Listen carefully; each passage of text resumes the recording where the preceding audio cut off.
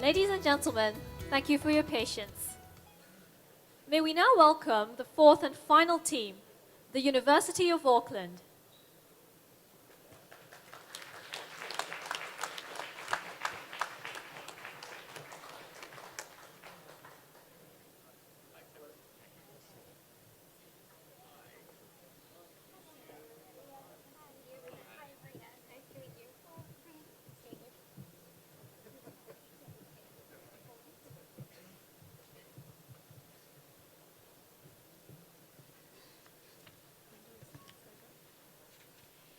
You are playing an international fashion game.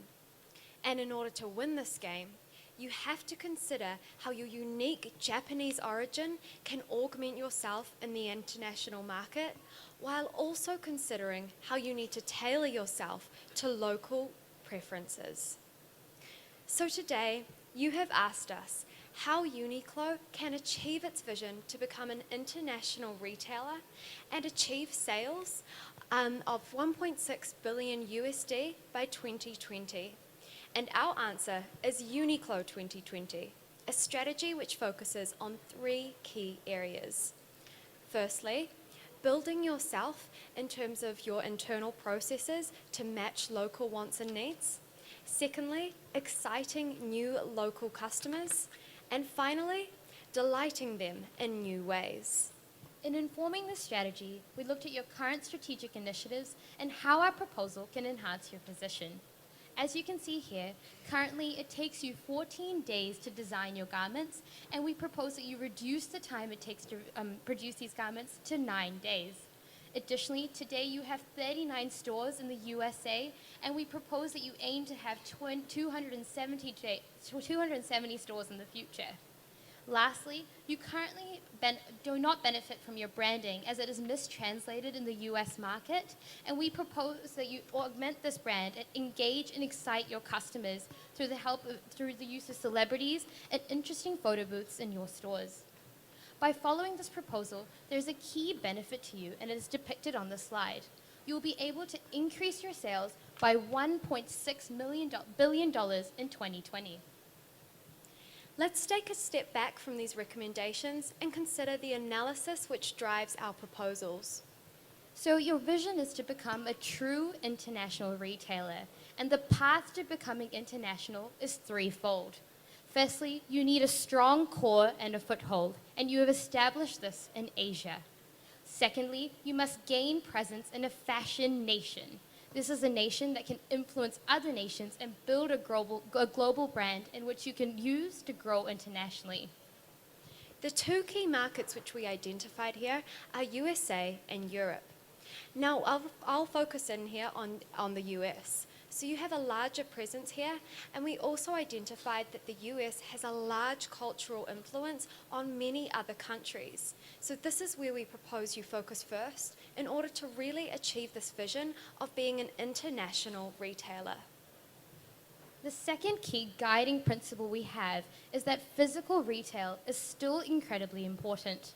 Today, we see that 96% of your sales are made in physical stores, and only 4% of these sales are made online.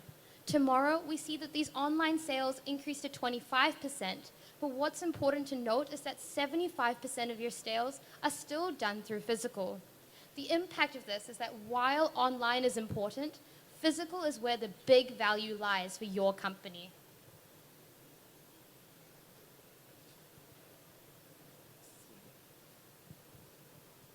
Your current processes are threefold. In order to get your products to your store and from your store to your customer, you must plan, you must produce, and you must transport your goods. We've taken a close look at these elements and found that your planning process is far too long and therefore costs you too much money. If you were to speed up this process, you'll be able to eliminate some of the costs that you currently bear.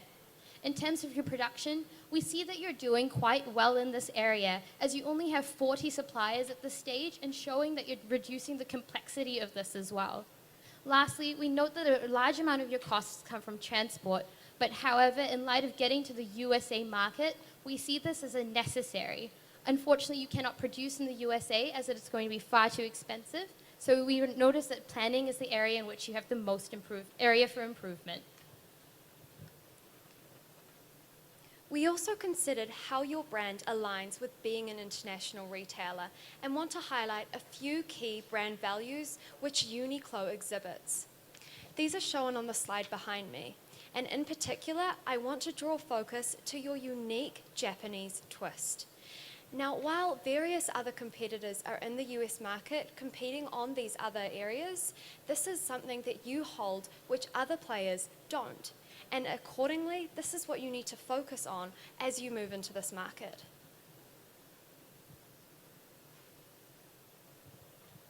Currently, we looked at how retail operates and customers purchase on 5 key determinants. These determinants include price, range, location, quality, and fashion trends. Each of these determinants vary across customer segments and even locations. Considering how you're doing in Japan and the other Asian markets, your value proposition lies with 3 key areas. You provide a great price point, your clothes are generally on trend, and in addition, you have high quality products. However, in the Japanese market, you highlight different things. While trend and quality are still important, range is also more important for US customers, as they look for a broader range of offerings when they go into their shopping stores.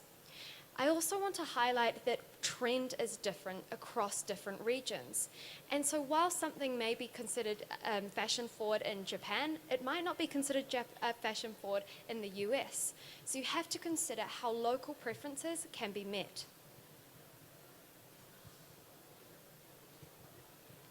There are also a variety of triggers which drive consumer purchases. First off, it can be a need-driven purchase. It can also be driven by impulse, or it can be driven by a need for entertainment. These three purchase drivers will require that you target your customer in different ways.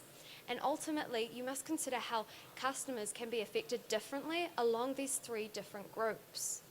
Once your customer has been triggered to purchase, the physical journey is quite impactful. For instance, a customer would generally purchase clothes once every 3 weeks. They may walk through a bunch of shops and they would enter 3 stores. However, only one of those 3 stores would be able to convert that customer into a purchaser. What's important here is that both foot traffic, that is to get someone into your store, is important, but converting them into a purchasing and paying customer is what adds value to your organization.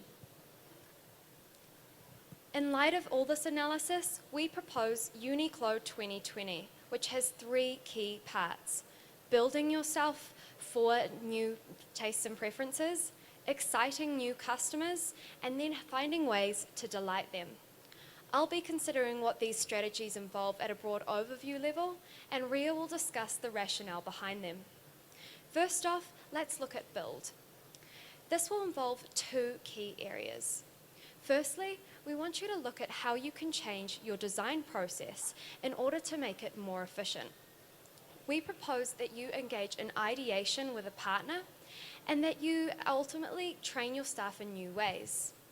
Secondly, we propose building of an e-commerce platform, which will allow you to use e-commerce concepts in stores, which can inform new concepts through customer feedback. The rationale for the ideation is that, in fact, being a retailer means that you have to command and control your supply chain. If your supply chain takes too long, this automatically translates to higher costs for you. By reducing the time it takes to design your clothes, you're inherently going to reduce the costs that you bear. Secondly, the rationale for building e-commerce rests with the guiding principle that I mentioned earlier. Even though physical retail is increasing, it's important for you to start considering e-commerce because in the days to come, beyond the 25% increase, it could be a dominant sales channel for you. Secondly, let's look at Excite. This will mainly involve building foot traffic into your stores. The key thing that we propose here is using a celebrity endorsement in a new way. Ultimately, you'll be engaging in a pop-up celebrity concept with a celebrity coming into a store and hiding in a changing room, for example, and this will be advertised through a variety of social media platforms. The rationale for this is that it generates excitement like no other way. By telling your customers that in one of your stores that a celebrity such as Taylor Swift is going to be present, but not telling them which store it's going to be, you're going to see an immense amount of foot traffic coming towards your store. And thirdly, let's look at Excite. Under Excite, we propose 2 key actions. Firstly, the development of statement pieces. While UNIQLO does have its more basic staple pieces, there is room to improve to the US market by developing a few statement pieces alongside your celebrity endorsements. Secondly, we propose that you improve the store experience to ensure that people actually purchase with you. This can be done through the concept of an Insta booth, which Taylor will consider in more detail, and also integrating the photos which are taken through these Insta booth pods and putting them on social media. The rationale for these statement pieces is that the US and Western customers naturally demand more excitement in the product range that you offer. By giving them these statement pieces, you give them a reason to purchase, and knowing that it's a statement one-off, it's going to convert them to purchase that today. Secondly, the rationale for the store experience is that it's the best way to leverage your unique Japanese modern brand in a more fun and interactive way. Thank you. I will now pass you on to Taylor and Cameron, who will walk you through implementation and finance. Thanks, Ria and Renee. So today, we propose to you a 3-part strategy, which includes build, which is about preparing yourself for this US market through increasing the speed of your supply chain and also bringing e-commerce into the stores. The second part is excite, which is about bringing in this pop-up celebrity concept as a promotional campaign to increase your foot traffic in your stores. And thirdly, it's about delight, which is about bringing your brand, improving your brand with statement pieces and also more customer engagement in your stores. I'll be walking you through the financial analysis of these strategies, and Taylor will be showing you how we can execute them and implement them across the United States. So, for our first strategy build, the first part will be adapting your design teams to allow for your US international expansion. And with this, we want you to be increasing the number of international Americans within your design team. With this, we want 30% of your design teams to be made up of international or American designers, with 70% being your Asian designers you currently have. Along with this, how you're going to be increasing your supply chain is by this improvement in the staff training, which we've done through a professional training partnership in the form of ideation. And one company we considered for this was IDEO. The point of this is that with this training, you'll improve the speed in which they can create designs and decrease this design process from 14 days to 9 days. The second part of this was about bringing e-commerce into the stores. And with this, we want your tech team to be a tech team of 5 people to be developing and improving your website for the US customers. Along with this, you want to be putting iPads and tablets into your stores in order to engage further with customers. There will be 2 ways they can use these in the store. The first will be to review or look at new designs that your design team are considering for clothes in the store. And they'll be able to review and click a 5-star rating on the item on the tablet. And the second one will be utilizing it so that they can look at your online store and see if there's any clothes you don't have in stock that they would be interested in purchasing. So let's take a look at the costs and benefits that are associated with this. The major costs that we see come in the form of the development of the e-commerce platform with the technical team, followed closely by the improvements to your design team, and by the use of these in-store iPads. The benefits from this come from the decreased lead times through your design process, and also through the decreases in the costs of unnecessary products. If your customers can use the iPads and look at future product designs and vote on the system that they don't like them, you don't need to launch the product if it's unpopular. This can help you decrease costs in unpopular goods. So these are some of the benefits from the first arm of our strategy. Now we'll take a look at the second arm about exciting your customers. So, for our new pop-up celebrity model, this will work by getting the famous American celebrities to come into your store.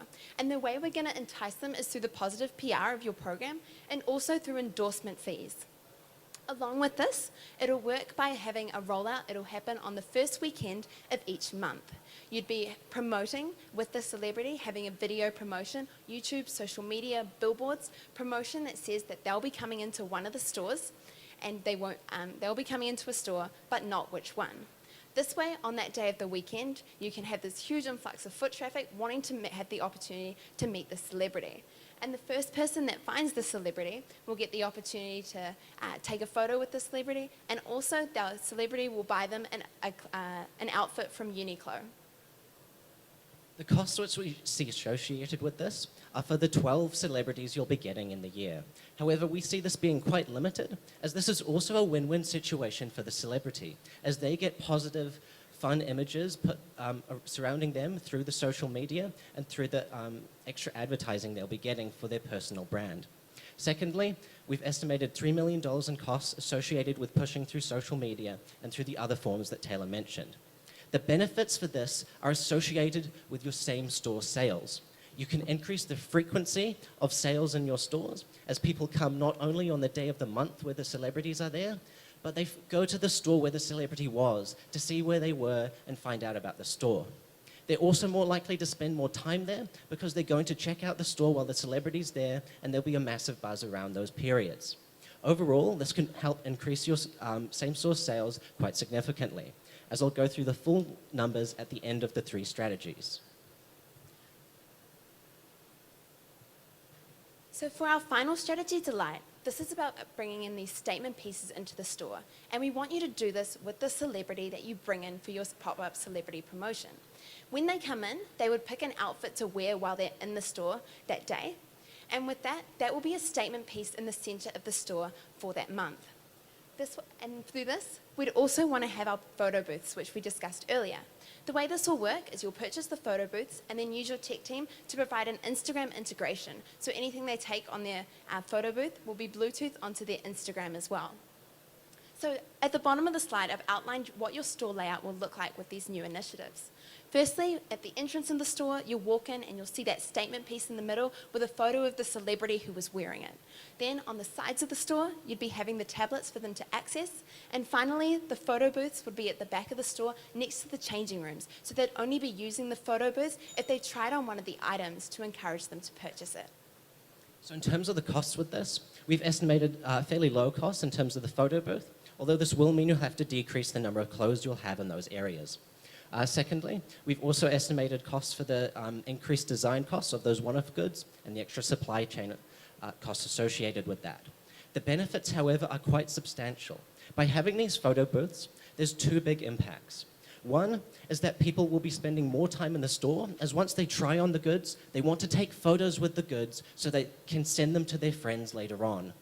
Secondly, there's also a social aspect with this. There is now a new reason to come to the store. You come in a group of friends to try on these goods and share the experience together.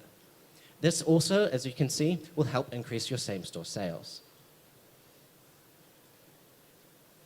So looking at some of the milestones of our strategy, the first things you want to start off with is the build and the delight. Because once you had this design tech and the tech team in motion and your photo booths ready, that's when you want to be launching the celebrity pop-up promotion. Because you've already got the iPads and the photo booths in store so that they can engage further when you have this increased flow of foot traffic.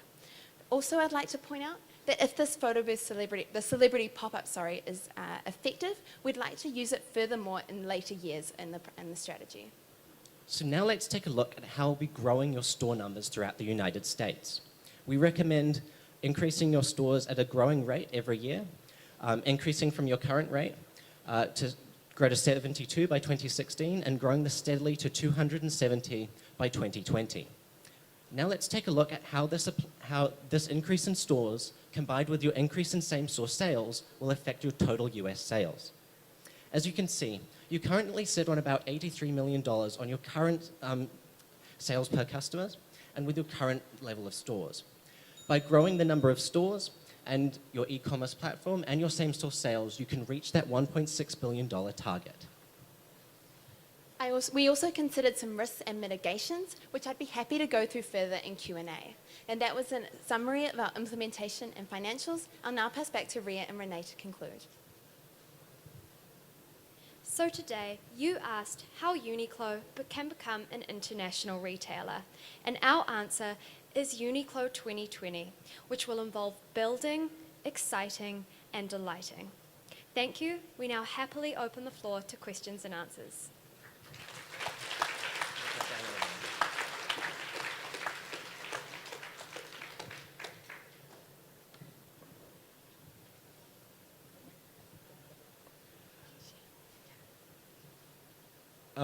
I'd like to turn the tables a bit.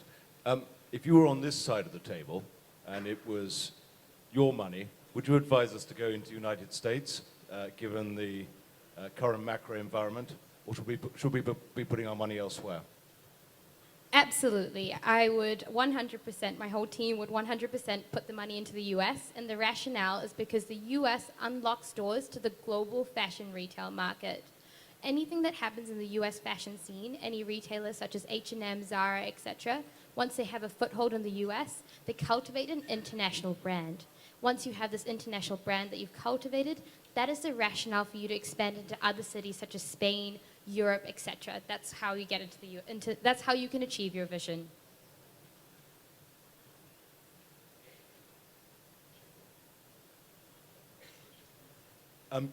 You mentioned Europe at the beginning and then didn't really mention it again. So what would you be doing differently in Europe?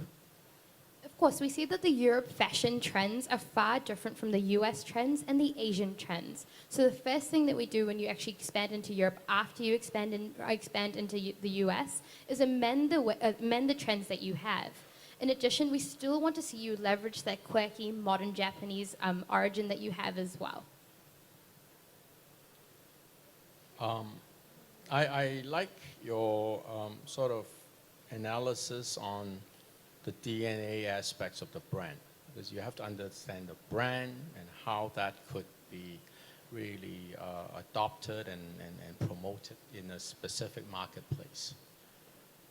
However, when you then came to kind of the details, UNIQLO is not a Japanese brand. I mean, it's Japanese owned, but you don't see kimonos in there. I mean, you know, you buy a lot of performance fleece and T-shirts and so on. There's nothing Japanese about that.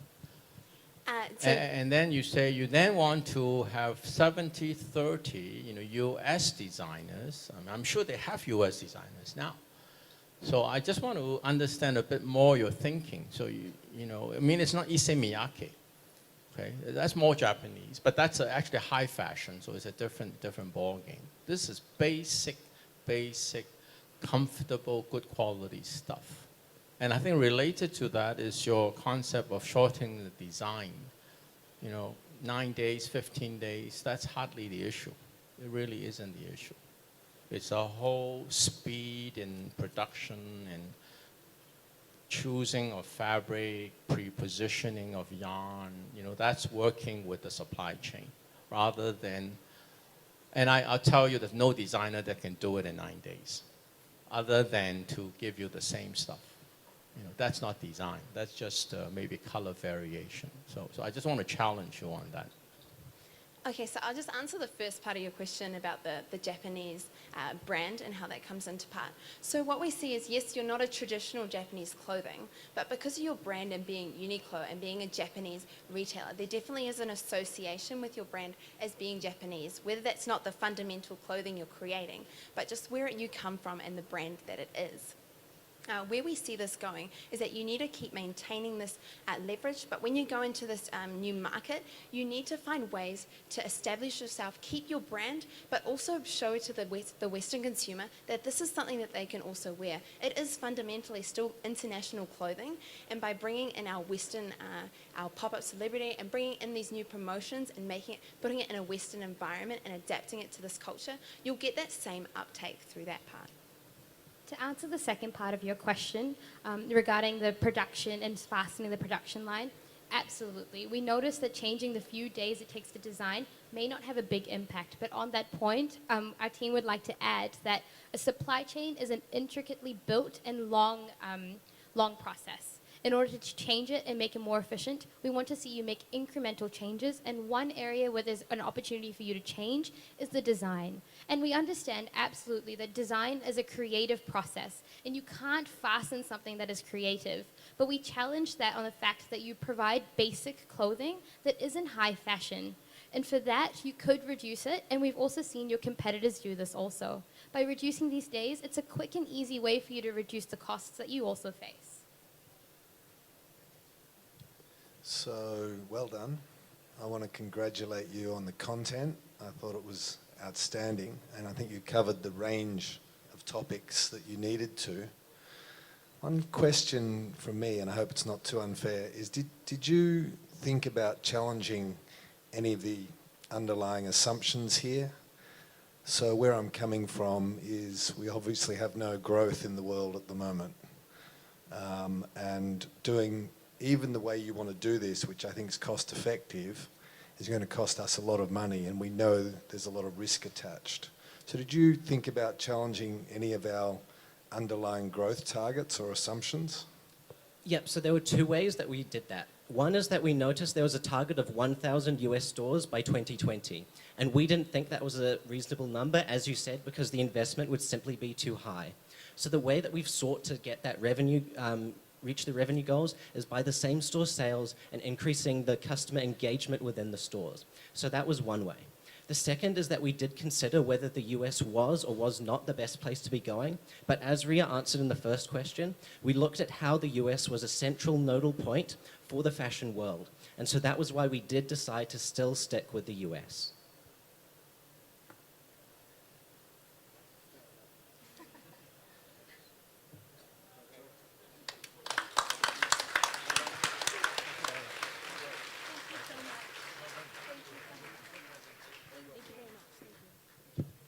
Thank you very much, team from University of Auckland.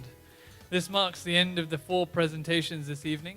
Once again, please can we give our finalists a big round of applause for a terrific effort.